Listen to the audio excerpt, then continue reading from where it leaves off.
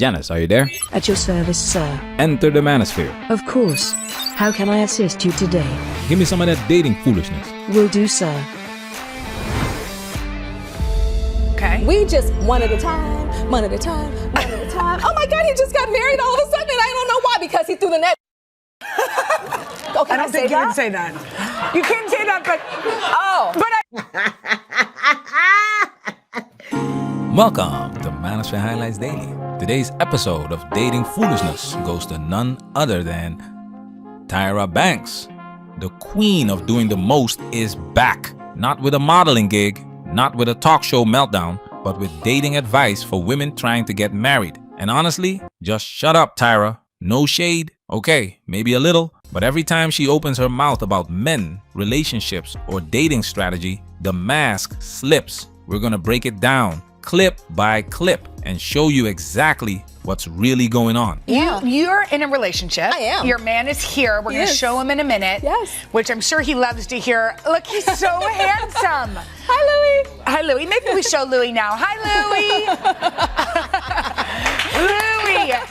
He's also so supportive. I mean, Yes. on day one, I remember he came up to you and he was like, "You're killing it, the two of you together." He did. He said, you guys have such good chemistry. It's so beautiful. Yeah, he's super supportive. What was dating like up to meeting him? And Okay. So, Louis, can I be real? Louis, can she be real? I'm about to be real. Okay. Ladies, we do not need to be fishing with a fishing pole. Okay. Red flag alert. That's Tyra. That's always been Tyra. She doesn't ask permission. She announces domination. And that right there is the blueprint for why she's in the position she's in today. Single for most of her prime, and now dating a man who, let's be honest, is not her first pick. Because the men who were her first picks wouldn't deal with that mouth, wouldn't be dominated, and definitely wouldn't settle for being the quiet, helpful man behind the mogul. Soft at the same time. Yeah. It's, they have to be this and this. These two, they want someone who's, I want someone who's really, really ambitious, but also really family oriented. I want someone, right? These kinds of things that are hard to find both of those in equal measure in the same person. Someone who's extremely ambitious is probably going to spend a lot of time at work. I want someone, so I'm 5'2", and it would be, someone like me saying, and he has to be over 6 feet. Really? Ladies, we do not need to be fishing with a fishing pole. Okay. You throw the net. Ooh. Okay, so all these men, they throw a net. They date this one at the same time. And then they narrow down until they find the one. Okay. We just one at a time. Oh my God, he just got married all of a sudden, and I don't know why, because he threw the net. I don't think you can say that. You can't say that, but I love you so much. Oh, so sorry. Did you guys do the beat? No. Beat me. Hey, we'll take it out for California. Okay. I'm sorry. Classic Tyra.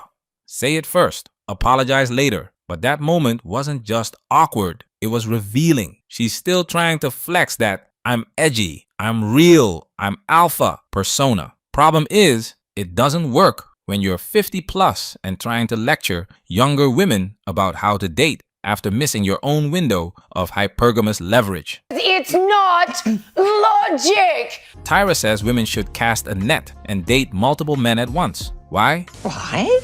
Because, she says, men do it too. But here's the twist. Men have to. Most men are invisible. They have to play the numbers game because no one is lining up for them. Women, especially women like Tyra back in her prime, never needed a net, had a whole aquarium, but were too busy filtering through high-status men who wouldn't be controlled. And now that she's 51 with a kid and fewer options, she's finally casting a net. Translation, I'm no longer the fish everyone's chasing. So now I fish like the men I used to ignore. We're fine. Sorry. Wait, but you're right. Oh, you're right. Yeah, throw the net, ladies, and look at them, and then go, okay, I want you, because that's what they're doing to us. Wait, so did you throw the net and Louis was one of the fish that came in? Louis was in a net, honey. was the only fish. He was the only fish, he said, in the net. Sure. This is pure gold.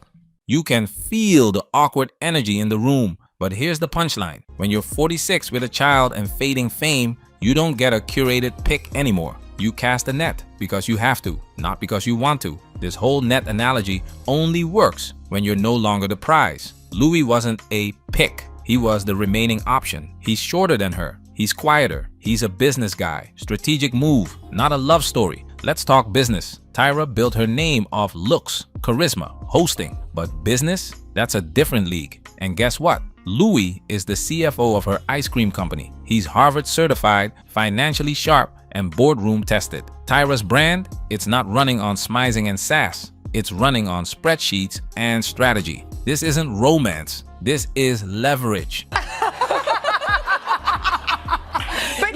But now he's the only fish. Oh my gosh, I threw those fish out so quick. And you got the best goldfish there was. I got the best goldfish. He had a net too, child. Don't act like you didn't have a net. My net had holes. He's so charming, and we're so happy for you. And you're right. That was perfect. That was a perfect description with the really only the word that you could say. Let's keep it 100.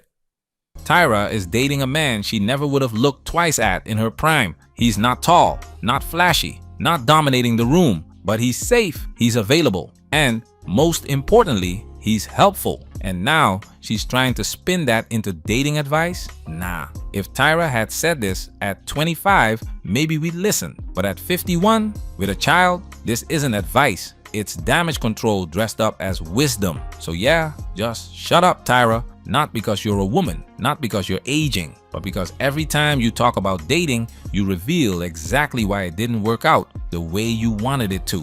And so when they see people in real life and what they really are like on a day-to-day basis, they have these very unrealistic expectations. And I think that's different from in the past when you saw many more people in real life than you do now, where you're seeing more people online most of the time. And I think for women, the expectations are, I think it's confused with feminism. So feminism is great. I'm a feminist. But I think that feminism is not this person has to meet all of these criteria that are not really human. The truth, women can date with a rod in their 20s. They cast a net in their 40s because they have to. And the Louis of the world, they're not fairy tales, they're fallbacks. Do you think Louis is the dream guy, or did Tyra settle and rebrand it as strategy? Sound off in the comments. But, in my generation, we were fumbling around, not knowing how to get what we deep inside really wanted. And the men were like, well, now that I don't have to do this anymore, I'm not going to do it anymore. So I'm going to go back to suggesting that it was women who gave men permission to be irresponsible. Manosphere, we working. Protect yourself at all times. This video has officially been highlighted.